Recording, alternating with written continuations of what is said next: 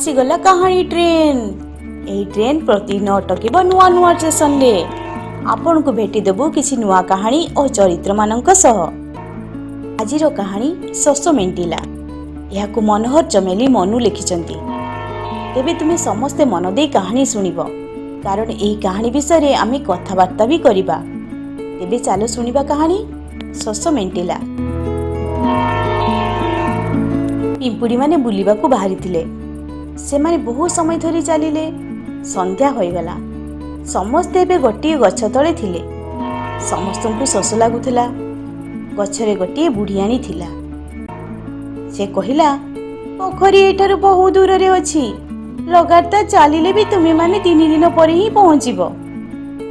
एबे कोन करिबा? पिंपुड़ी माने जणे अन्य को पचारुथिले। बुढ़ियाणी कहिला, सकाळ जाए तुमे जेमिति हेले रहि जाओ, मु तुम मानकर शोष मेंटाइबी। समस्ते थकी जाइथिले, तेणु किछि समय रे समस्ते सोई पड़िले। सकाळ हेला। बुढ़ियाणीर जाल काकर रे भरी रहितिला। काकर बुंदा जाल रे लटकी थिला। बुढ़ियाणी पिंपुड़ी मानकू डाक छाड़िला। पिंपुड़ी माने उठी पड़िले और जाल आड़कू चलिले। समस्ते निजर शोष मेंटाइले। बुढ़ियाणी ठारू विदाय नहीं पिंपुड़ी माने फेरीगले। अरे बा, एते सुंदर कहानी। मते तो कहानी रे बुढ़ियाणी बहुत भलो लागिला। तुमको यही कहानी रे सबुठारु भलो किए लागिला ओ काहेकि? कोन तुमे केबे पिंपुड़ी माननकु पानी पीबार देखिछो? सेमाने किपरि पानी पिउथिबे, कोन खाउथिबे, टिकिए चिंता कलो।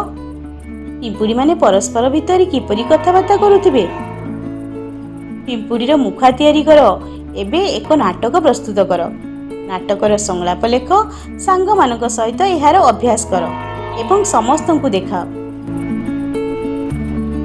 खाली एक नुआ कहानी सहित भेटिबा।